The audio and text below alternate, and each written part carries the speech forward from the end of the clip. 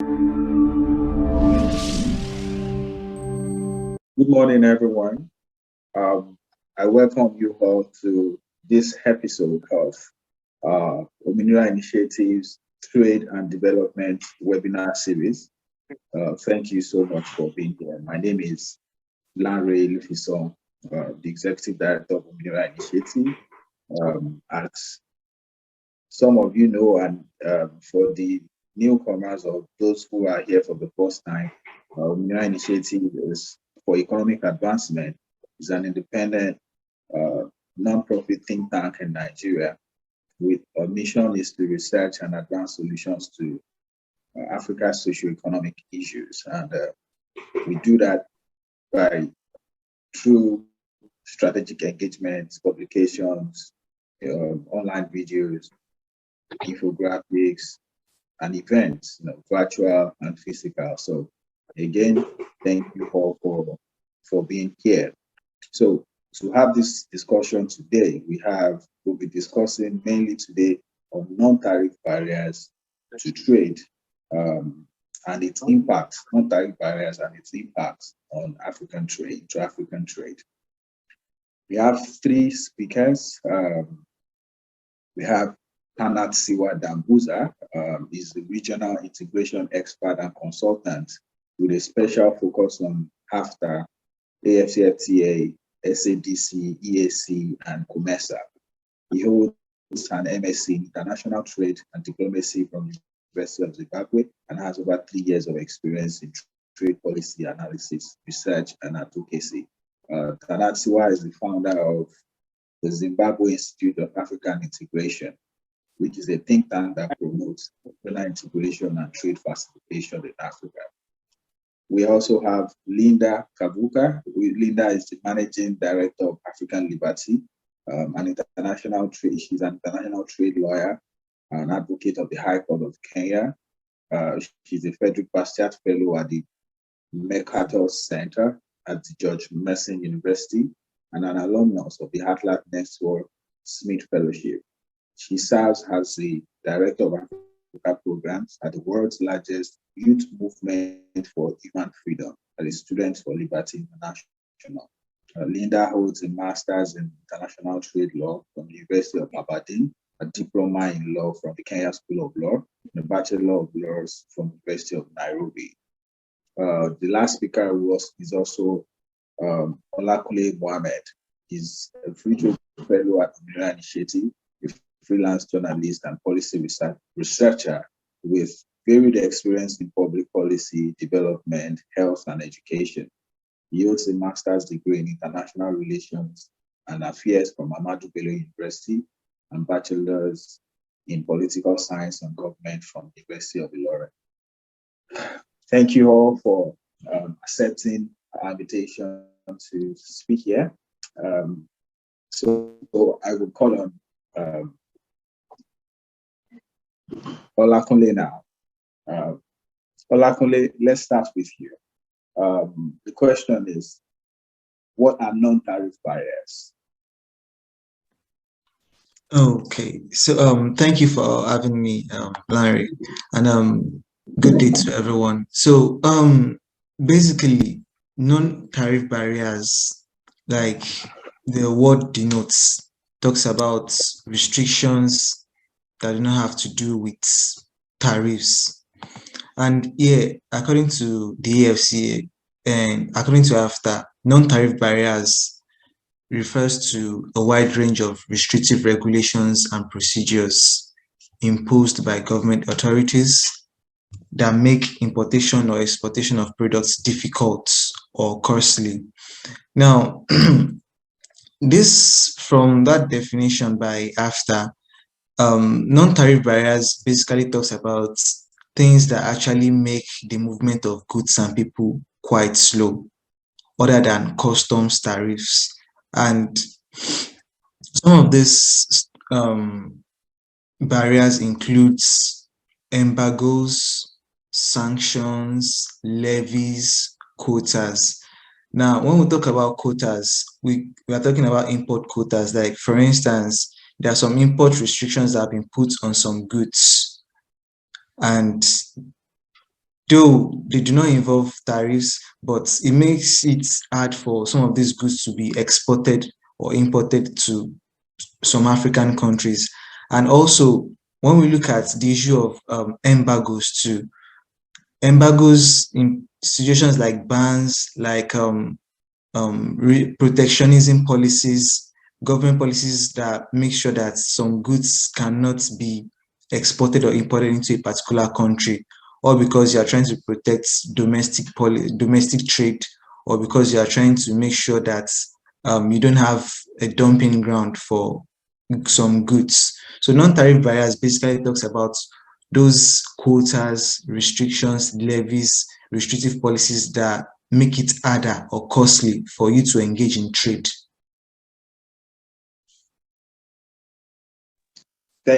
Thank you so much, Olakunle, for explaining, giving that definition of non-tariff barriers. I would also like to call on Linda. Linda, what do you understand?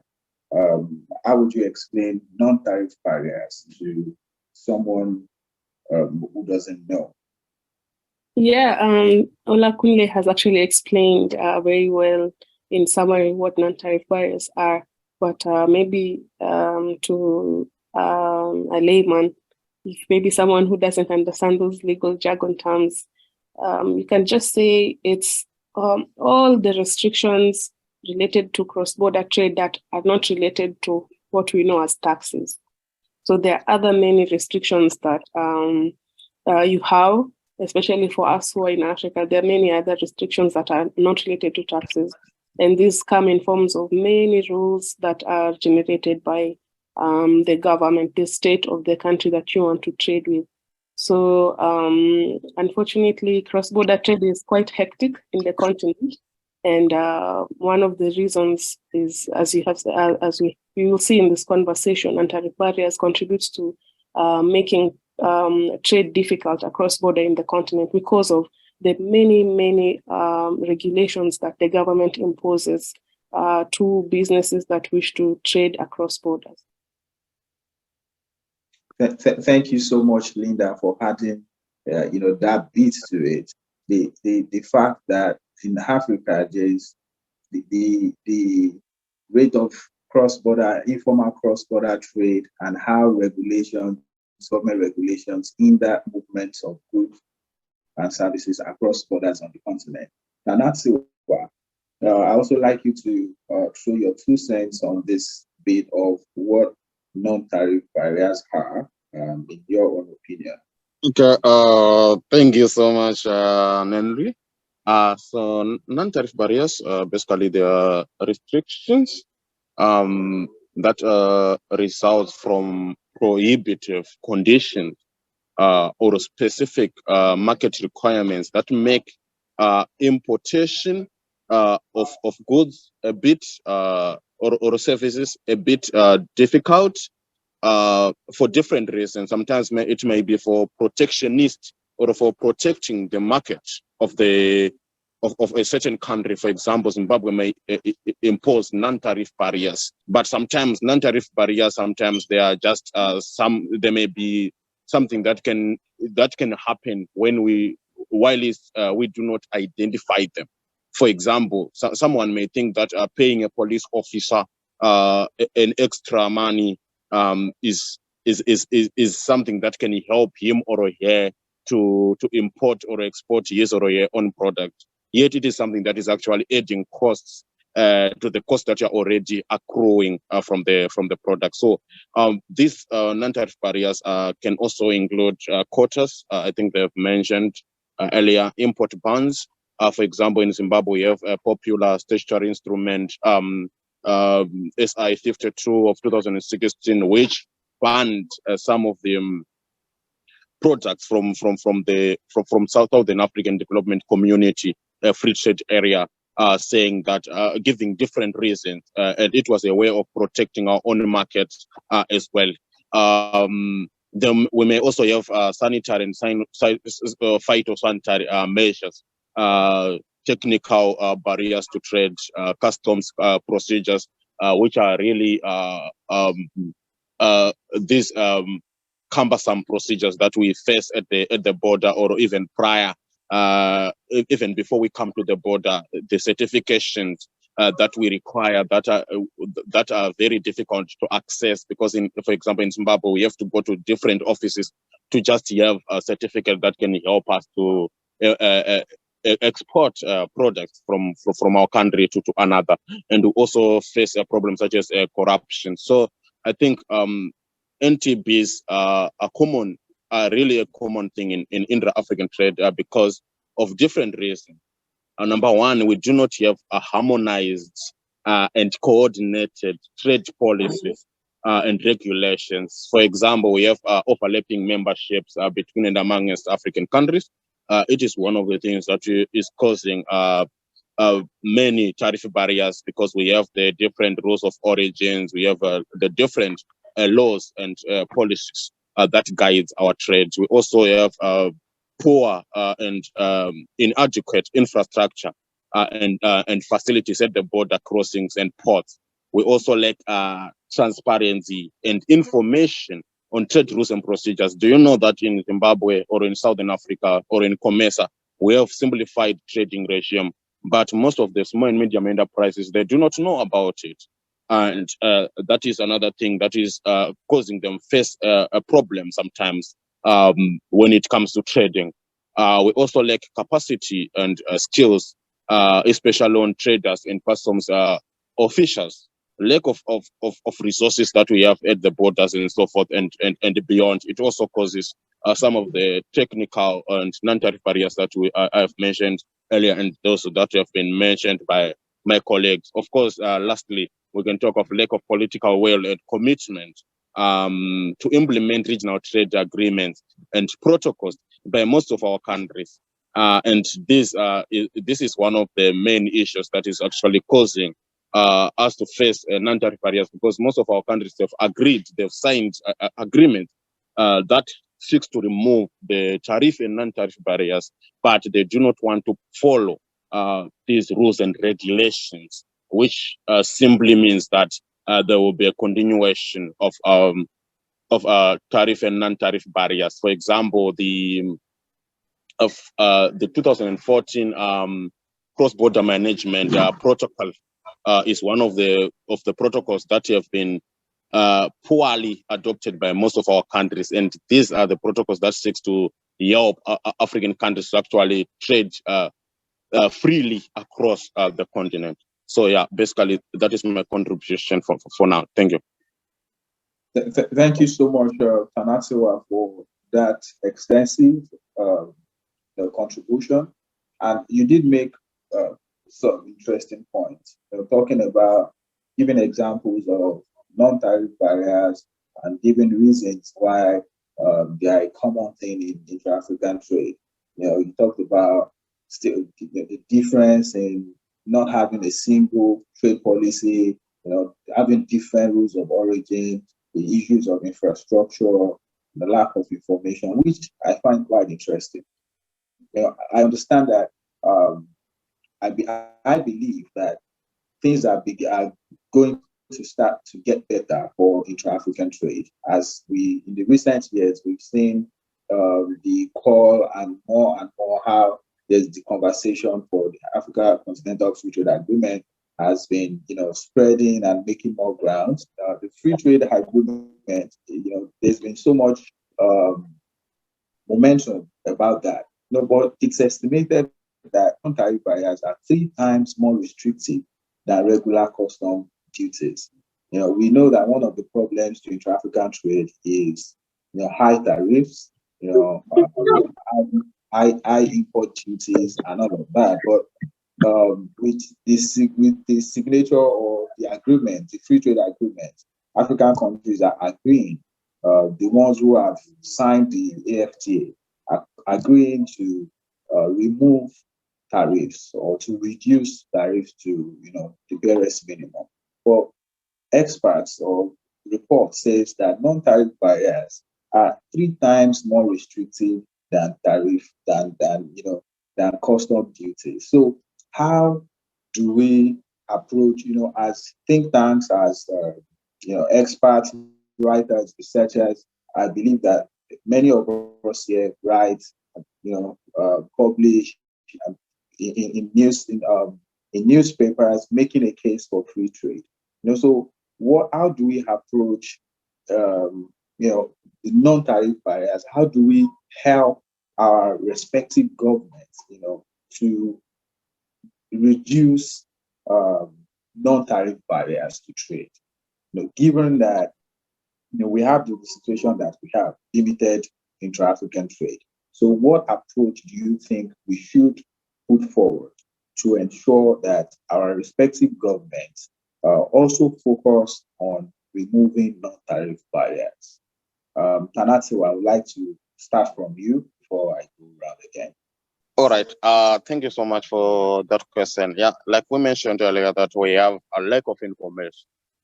That is the major problem that we have when it comes to trade across the African borders. So the first thing that we need to do is to raise awareness among us, cross-border traders, be it small and medium enterprises, be it young people, be it women who are involved in cross-border trading. And by raising awareness, it means we are also building them, we are also giving them enough understanding of what these regional economic communities really do to them. For example, if you teach a person that it is not lawful, you're not supposed to be giving this customs officer money for you to just utilize the simplified trading regime in the Comesa region. It means that that person is no longer going to pay these police officers or these customs officers a certain amount of money for them to just cross the border with their goods and services, which are below 2,000 United States dollars. Number two, if we say that we give them information about that as well, which seeks to curb corruption, it means we no longer have to use the harmful routes. For example, in Zimbabwe, people are well known for crossing River Limpopo, where they have to meet and greet with crocodiles and hippopotamus. This means that these people can actually use the official routes to actually cross the border and trade with other countries and with other people. Number three, what I can talk about is we also need to harmonize the trade policies that we have in Africa. We need to harmonize the rules of origin that we have in Africa. For example, the African Continental Free Trade Area itself recognizes all the 8 regional economic blocks as its building block, and it believes that it has to harmonize all of them to ensure that trade is coherent, trade is well coordinated. So if we do that, it means that we are going to simplify trade between and among people across the border. Hence, also removing non-tariff barriers that are caused by this spaghetti pro that we have currently between and among African countries. And then, of course, we have to build a capacity between on not only on the cross-border traders only, but also on the customs officials.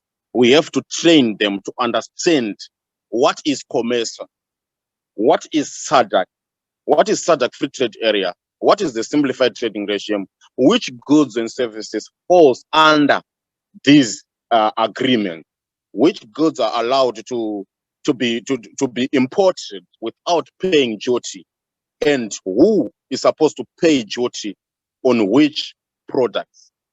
Because if we train those people to understand that these goods are not supposed to be they are not supposed to pay duty when they are coming from Zambia to Zimbabwe, it means that they are no longer going to waste my time asking me to pay money that I'm not supposed to be paying for the goods and services. Because one of the major non-tariff barriers that we face is border delays, because of sometimes lack of knowledge that we have between and among us, the officials, as well as myself as a cross-border trader. And then another one is, of course, to strengthen these institutions and also to capacitate the institutions that we have, because in Zimbabwe we have a parastatal that is called Zimtrade. If it does not have enough infrastructure, enough manpower to actually steer or to actually teach and train the people that are involved in cross-border trading. I can tell you that it is going to be a problem. So if we get to give these people an opportunity to improve their infrastructure, to improve their institutions, and also, of course, to improve their institutions, not only in terms of giving them money or capacitating them financially, but also capacitating them to ensure that their institution becomes more transparent, and also which word can I say? But basically, I can say to make them more transparent and open to the people, because for me it is very difficult for me to access the SIM trade easily because of number one, I'm afraid. So we need to demystify that SIM trade is a board for the people who are involved in cross-border trading, who want to know the information that is required. So that because these institutions sometimes they are very scary, because people, they do not have knowledge and understanding of what are they meant for. But if they know that the SIM trade is meant for this, they can actually go knock on the door and ask for the documentations that are required easily, without fear, without even requesting for favor, without even giving anyone money, because they are meant for the people and they are meant for that. So those are some of the things that we can actually do to remove tariff and non-tariff barriers. Of course, we need to improve our infrastructures at the borders, at the ports, at the airports, to ensure that we have like many doors for someone to just I don't know what can I say, but maybe passages where people can actually go and clear themselves and cross the border easily. We need to improve the roads so that we do not have these what can I say, these poor roads that actually delays cross-border traders. For example, if you're involved in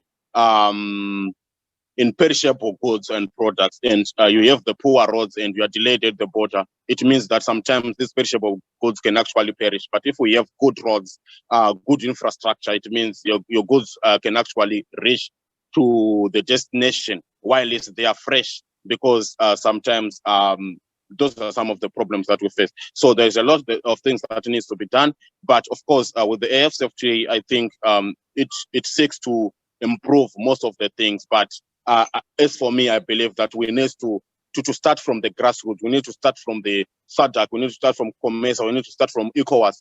We need to start from EAC to remove the tariff and non-tariff barriers, even before the African Continental Free Trade Area, because everything begins at home.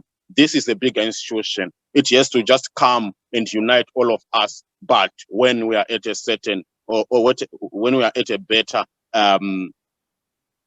position. Lastly, one-stop border posts created in some of our countries, and these have actually simplified or removed some of the non-tariff barriers. But of course, I'm sure there are other regional economic communities that do not have this one-stop border posts, so they can actually adopt that to make sure that when I'm getting to another country, I do not really need to be asked for as many documents on both sides of the border. I have to go and ask for a stamp from the Zimbabwean side, and then I have to go to Zambia to ask for a stamp. We can just have a one-stop border post where I can just get a stamp from one side, and then I cross the border easily without any further problems. So yeah, basically that is my contribution at the moment. Thank you.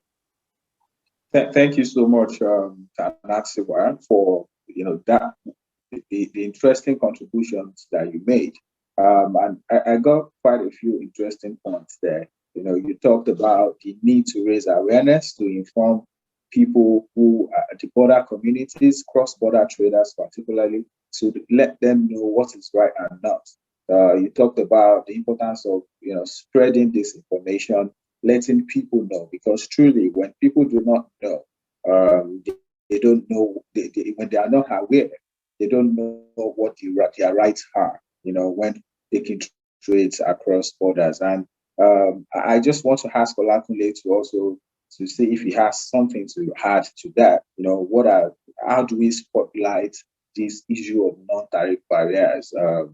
You can as well, use a case study if you have, of anyone in your own country, but as thought leaders, as writers, advocates, how do we spot the light? How do we solve this issue of non-tariff barriers in our respective countries? Olakunle, over to you. Thank you very much, Larry. And Tanatiwa has already highlighted some of the major points. But what I would like to add is the issue of the real-time information, because information is actually one of the things that is making African trade, that has limited African trade up till now. Real-time information, when it comes to trading and trade policies, are actually relevant to trade anywhere in the world. And from data to statistics to reports, and making sure that whatever needs to, like for instance, the policy framework for each countries. Some countries' information are not even, they've not made the information available for their framework, and it has not even been published. So the information is actually the bedrock of everything, especially in the digital technology world. And the fact that African countries do not have the requisite information needed to trade with each other, because for instance, if you ask a trader in Nigeria that what does he or she know about the market for a particular produce with the countries that they share border with, you'll be surprised that they don't even know. And this is the work that, and this is one thing that AFTA needs to, the process is already in place with the AFTA Hub and the other strategic information strategies. But is it actually getting to the traders that really need it? So this is one thing that I think, or I know that the government actually needs to focus on when it comes to making sure that they improve intra-African trade information. Because the trade in information, you'll be surprised that even the trade in information will even make trading go faster. Because, okay, some traders might not even know that they could actually transport goods from a particular place, probably within a border area. Let's say, for example, if you want to transport, let's say, food produce from the border in Idi-Iroko in Nigeria, in Lagos, Nigeria, how easy is it to move goods from that border rather than using other? And there's also another one in Ejigbo area that also leads to the Francophone speaking countries in Africa. So if some of this information are readily available for traders, and which the government makes available for them, it will make trading easier, and it will help collapse some of the non-trade barriers that we actually have currently in Africa. So that's just the major thing that I want to add to what Tanatiwa has said about making sure that we remove NTBs. Thank you, Olakunle. And I quite agree with you that about the importance of data. I mean, without data, you don't have, as you call it, real-time information to make important, decisions. What goods are important here? What this country needs most? How can I go? What papers do I need? All of that. Really, as you said, also buttressing the point that Tana made about the importance of information. And I think I will just go over to Linda now.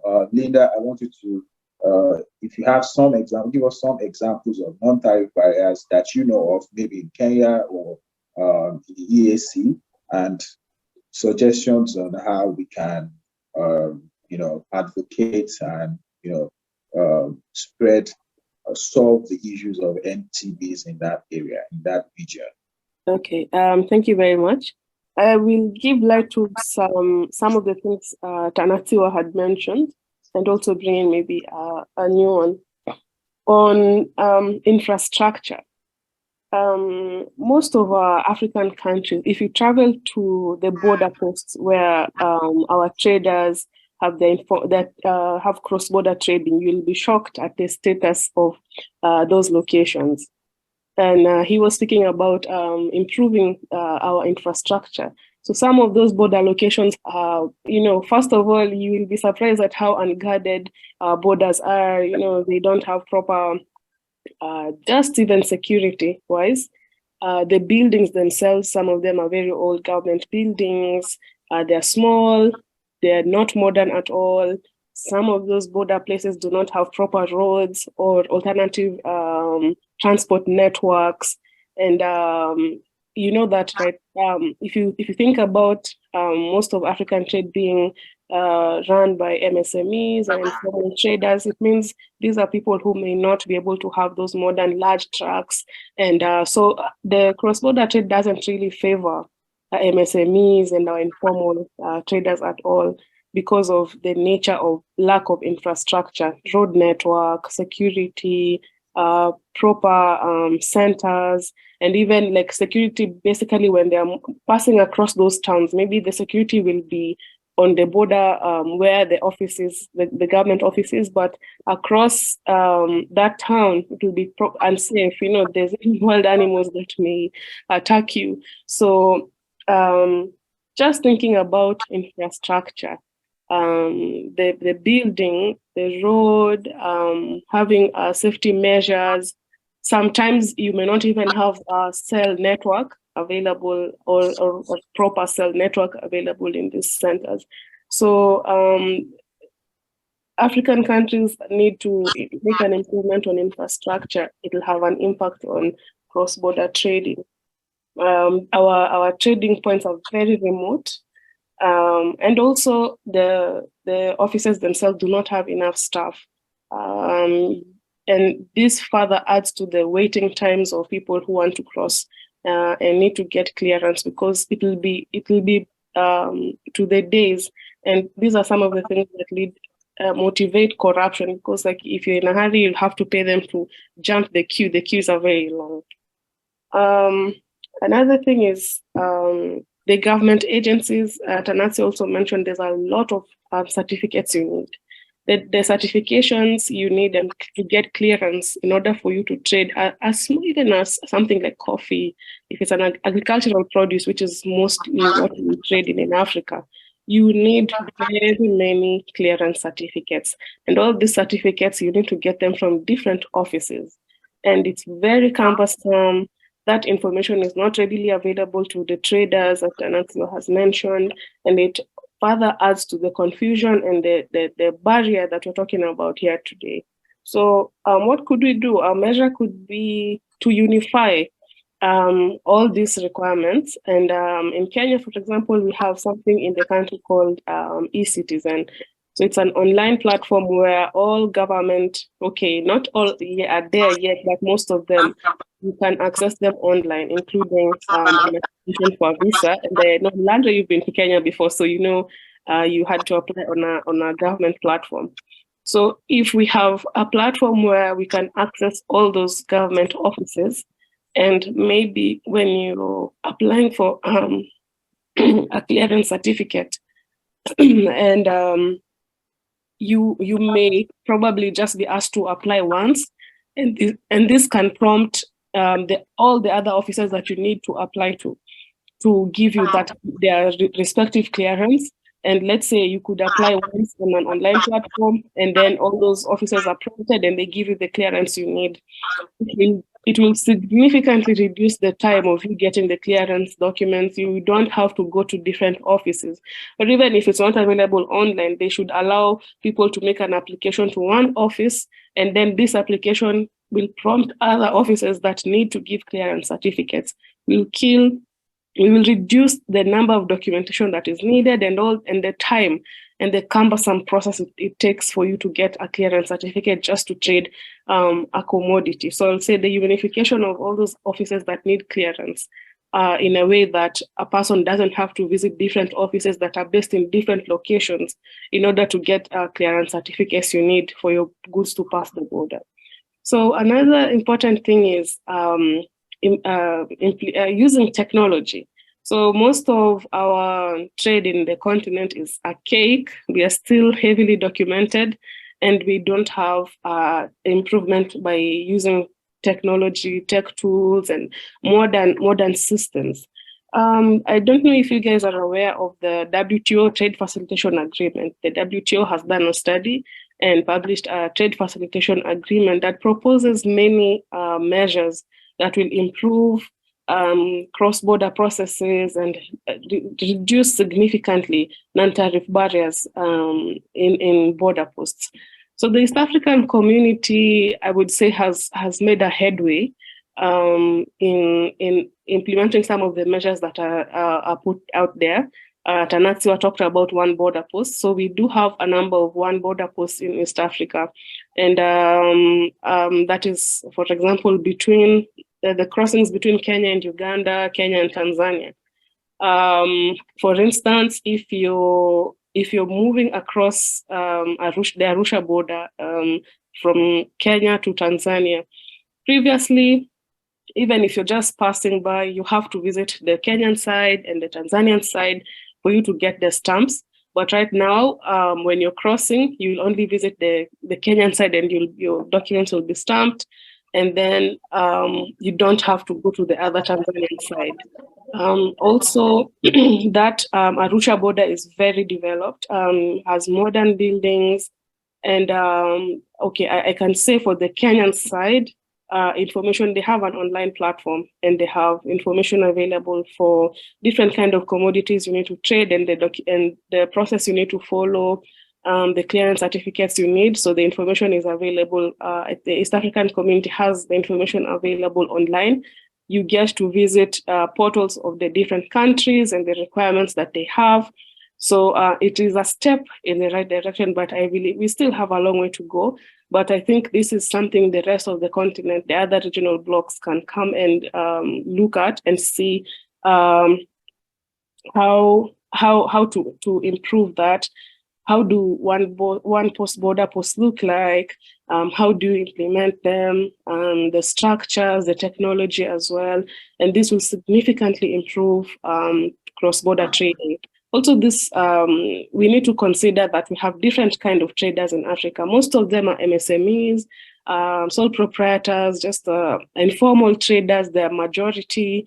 And then we have those well-organized traders who are moving large trucks. For example, in Kenya, it's a fairly dry country, and we get our produce from as far as Zambia. So you can find a trader coming all the way from Zambia, going through Tanzania, bringing their produce to the Kenyan country. So this is someone who would have a large modern truck, and their need is different from that informal trader.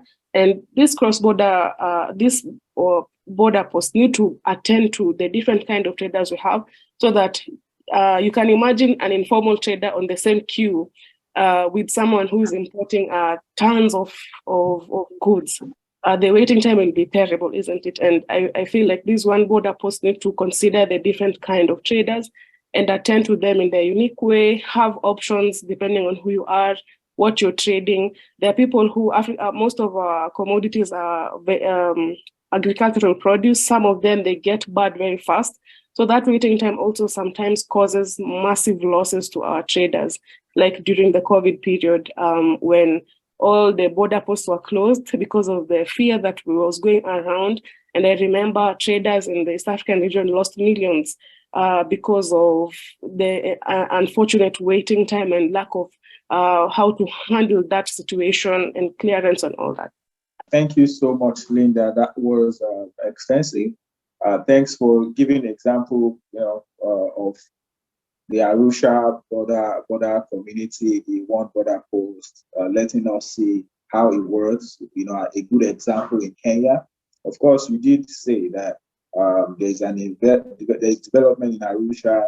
Other countries can see how it's done there. How they have their information online, how they've made it easy, to get their certification, what about documents they need stamped. Thanks for pointing that out. I think I would like to read more, and I may come with more questions to you. I think you all have talked to the importance of, streamlining, reducing the time needed to get trade documents, streamlining the processes instead of having traders go to multiple offices. And when traders have to go, cross-border traders have to go here and there, because it wastes time, because it's they will most likely have to pay at each of those. So it eats into their profit. It takes time or wastes their time. That's why you see that sometimes this is what fuels corruption, because they just imagine that it makes sense to just cut corners. And well, the issue of corruption as well is one thing at the border points. You did also make an important point of infrastructure. I think that's across the board on the continent. We need better roads. We need better ports. We need lots of infrastructure, rail infrastructure, more investments into infrastructure that makes the supply chain, the movement of the goods across the continent, efficient. So now, I think I should let us take questions before I go on with the next following questions to the speakers. Anyone have questions so far, suggestions, contribution? Please signify. Let us hear from you before we get back to our speakers. Anyone? Contributions, questions are all welcome.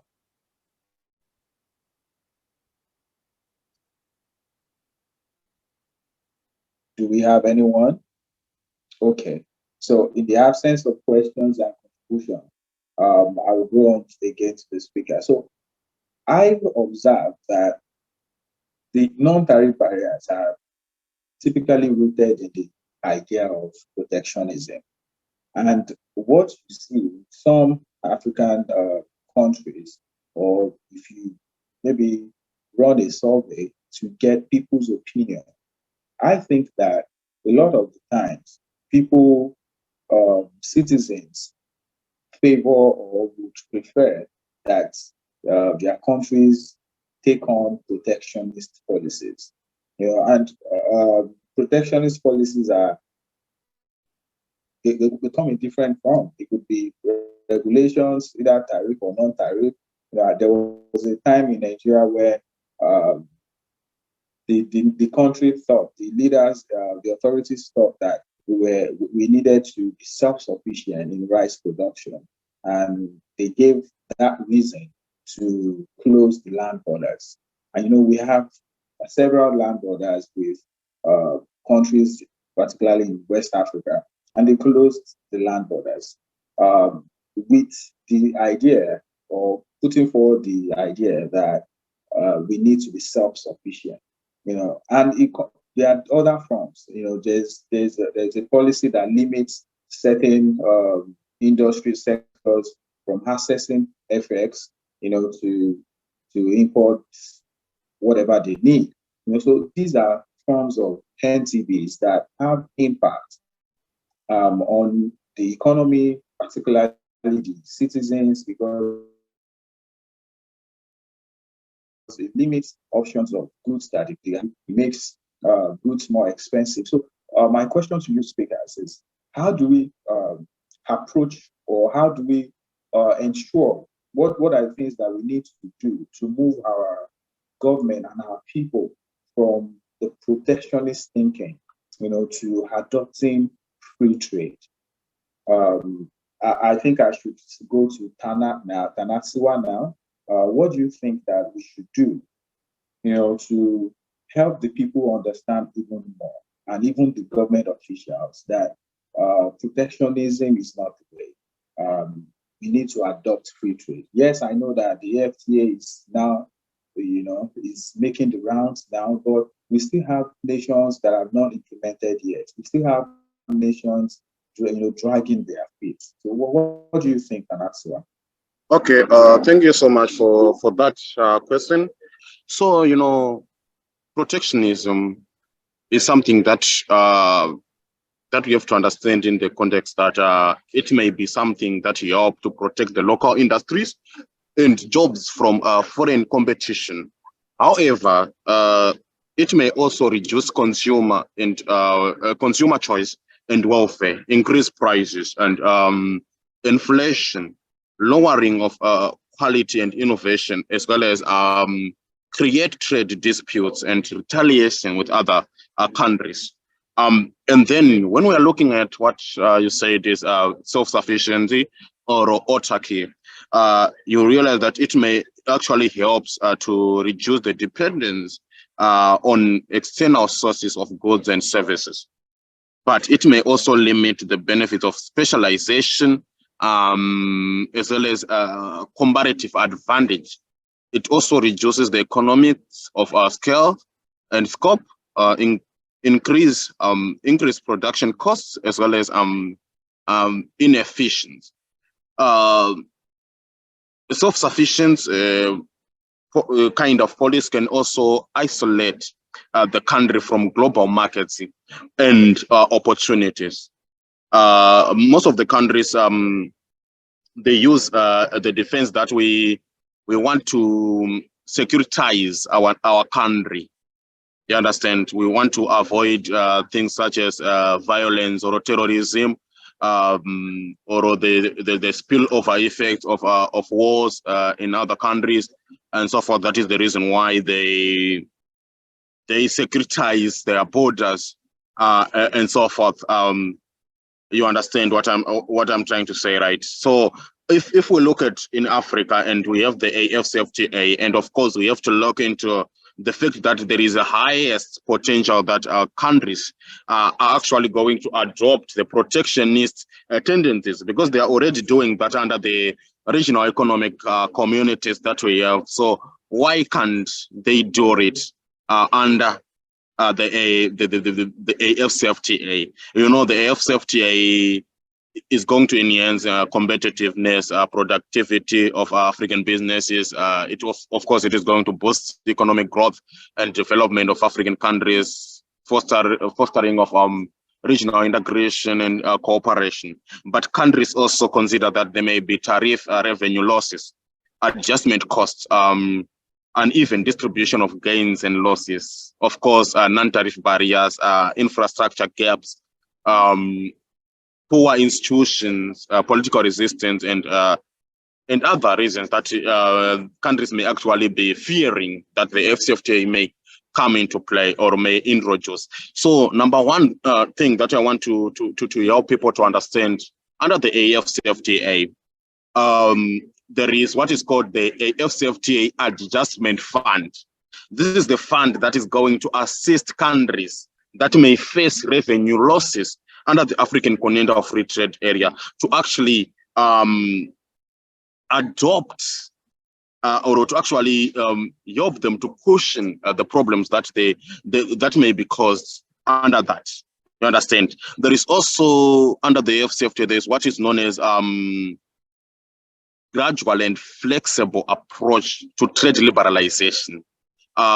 This allows for special and differential treatment for least development countries, sensitive sectors, as well as strategic products. What I'm trying to say is the SDTs for LEDICs or for LDCs, small economies or less developed countries in Africa, are actually going to allow countries to protect the sensitive sectors, and then they will reduce or liberalize their tariffs as they go over a period of time.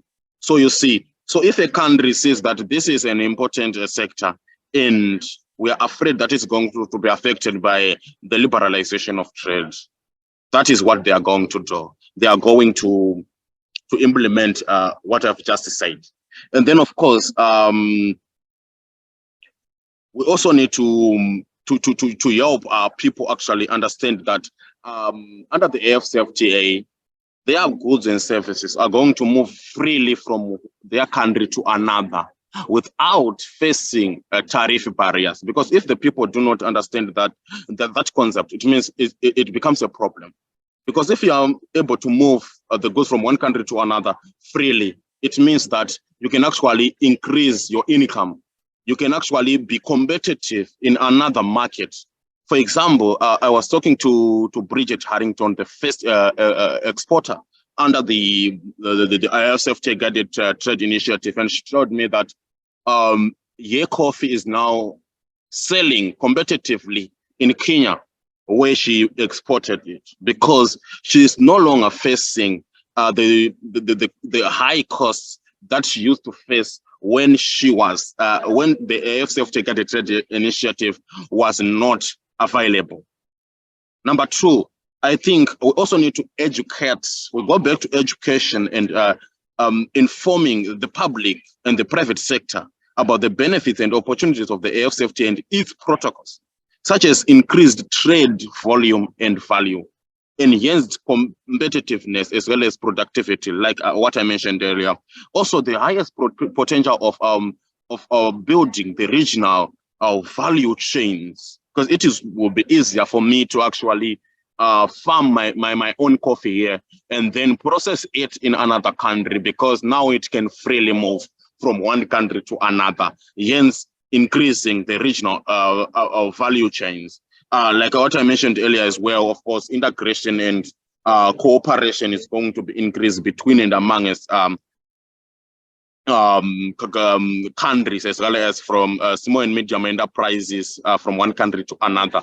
Of course, we need to provide support and assistance to the affected industries, sectors, as well as group of peoples, for them to adjust to the new trade environment.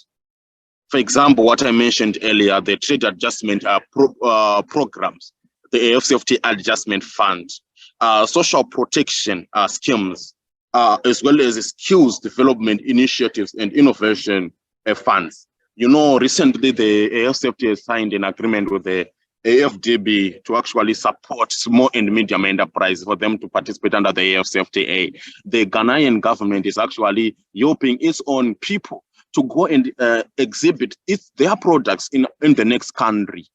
You see, those are some of the things that can actually help us from moving from the protectionist, because from the protectionist tendencies to a liberal kind of mindset. I was talking to one of the people in the AFCFTA secretariat, and she was saying that when people in Ghana actually went with their products to Kenya and exhibit, three small and medium enterprises sold out their products on the first day.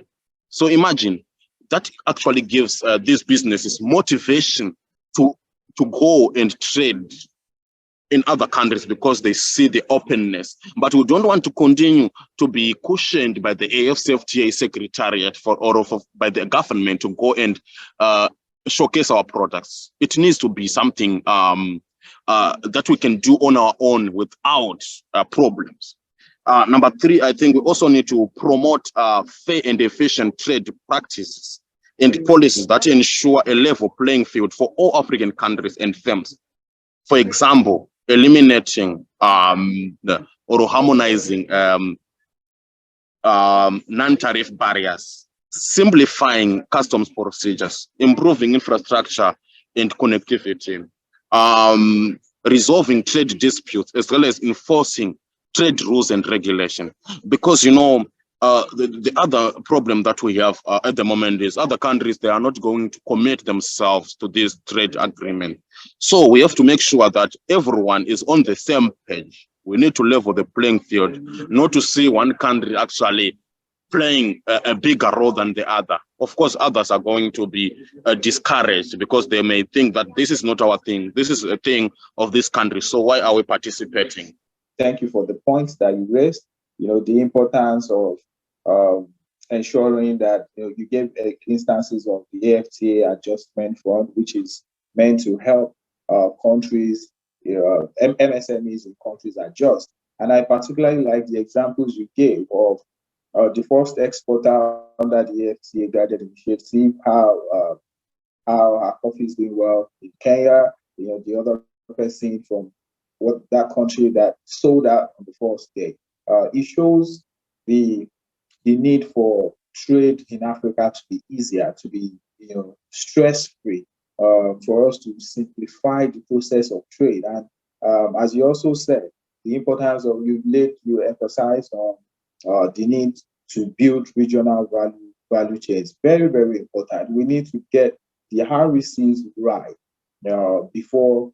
I think it's very important, and yes, that's what you are also saying. It's very important that we get the regional economic communities working right, because that's closer to home. It's closer to to the local traders, and when we get it right across all the RECs, it's easier to get it right on the continent. On the basis of continent-wide. So I want to go to Olakule now. Olakule, we are beginning to see increase in military coup on the continent.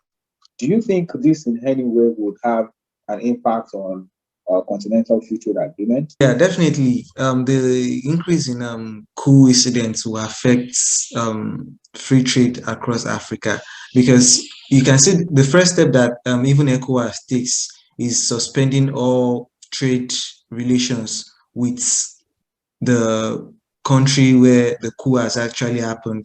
And from there, we'll see other trade sanctions.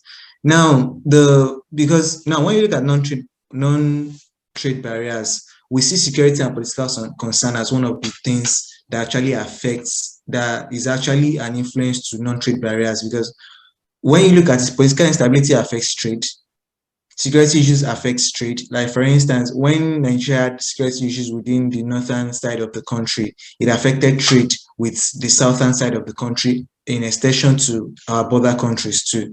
So I see a situation where that is why AfCFTA is actually very, very important to the success of intra-African trade, because with after every African country can come together, and yeah, there is the security apparatus of the African Union, but AfCFTA gives African countries this cover that ensures that we can make policies and implement it in such a way that it improves our trade while also helping us increase the securitization of our borders.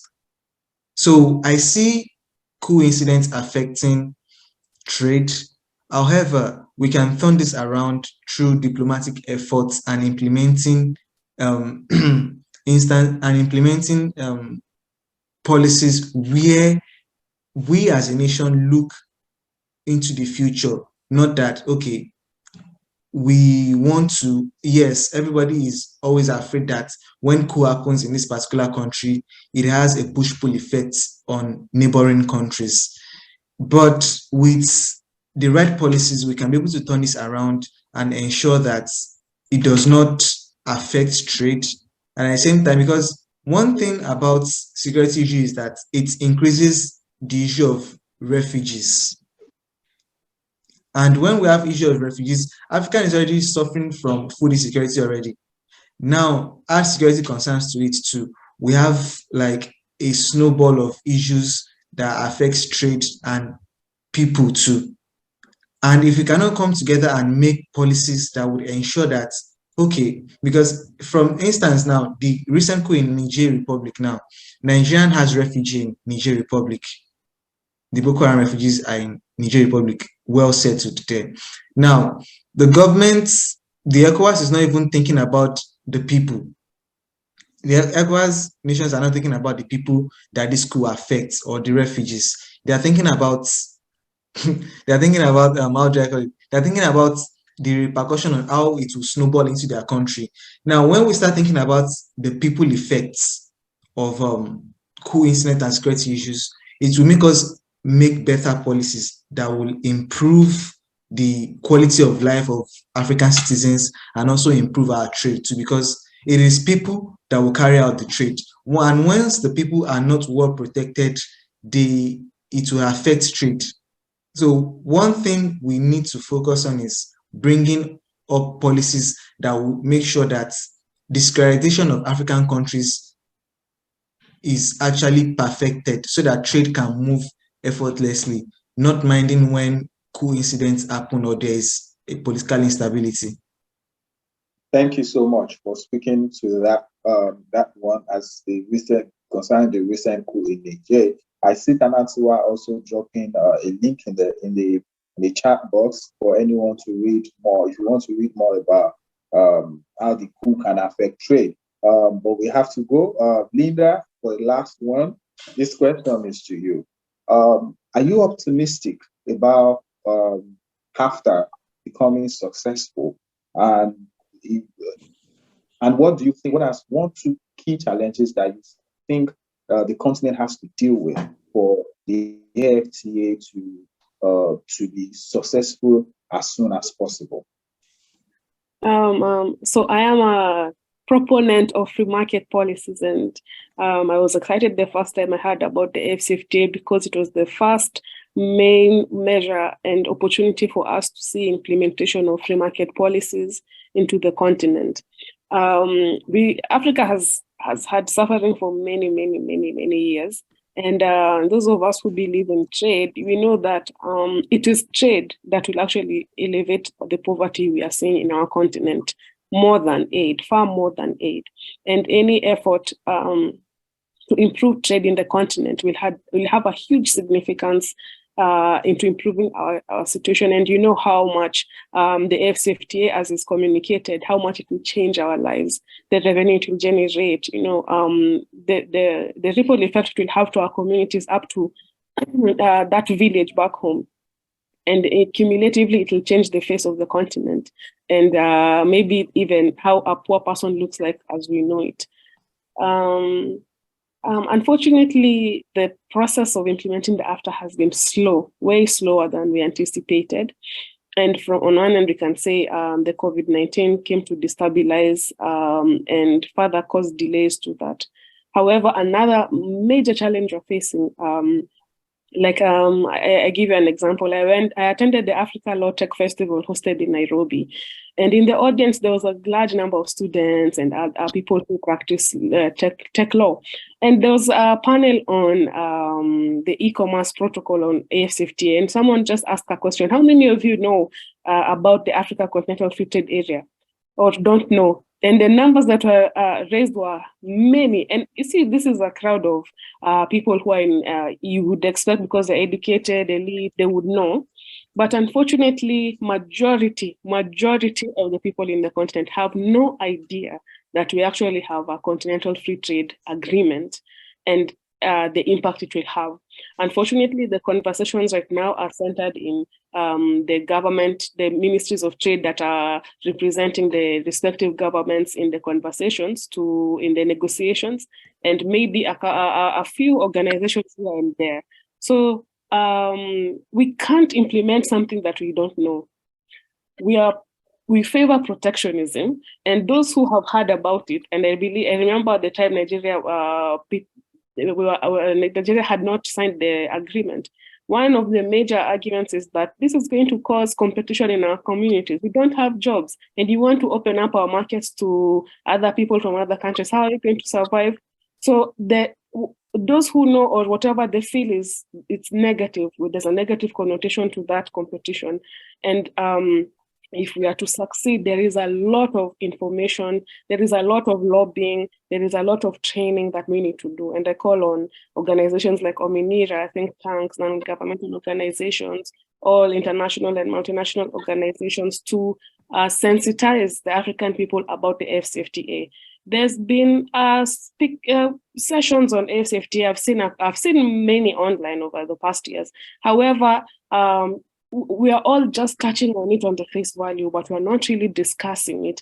And we're not going into the communities and breaking down this jargon into digestible information on what is the AfCFTA and how does it impact me. I don't think anybody has gone to any market to just have, that local communication to the people or even have pamphlets and give them that they can digest, and this, I think, even if I say think tanks and NGOs to do this, it must be a multi-stakeholder approach.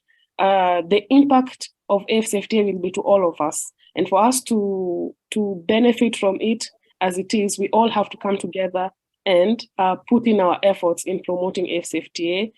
Also, those of us who understand it need to lobby our local governments, ourselves, myself in Kenya, in Zimbabwe, Nigeria, organizations need to put pressure on our governments to make sure that they are in touch with the protocols, that they have signed them, and they have moved on to the second stages. Like now, they've tendered in their documentations of ratification. But then there are other aspects that need to happen in order for the people in these countries to start trading under AfCFTA. There is it's called the document where there is a plan, by the African Union, where some countries have volunteered to begin trading as an example to other African countries to see how it will work. But only about 8 countries are the ones who have signed up for the GTI initiative. So we need to see more countries coming up. And there was recently Ghana traded with Kenya successfully. And I think Tunisia traded with Cameroon recently. But that's just maybe 4 countries out of 54. So there's so much that needs to be done by different multi-stakeholders. We need to share information. We need to lobby our governments. We need to speak about the benefits of free markets. We need to host trainings to the traders and communicate as much as we can and not give up if we want to reap the benefits of the AfCFTA. Thank you so much, Linda, for helping us wrap it up like that. Unfortunately, we do not have time to take questions anymore from the audience, but I want to thank you all speakers, Olakunle Mohammed, who is a Free Trade Fellow at the Milan Initiative, Linda, the Managing Director of African Liberty, and Tanatsiwa, the founder of Zimbabwe Institute of African Integration. Thank you all for honoring our invitation and for making your contribution on this trade and development webinar series. Thank you all for joining this conversation. Until the next episode, we'll communicate via email. Bye to everyone.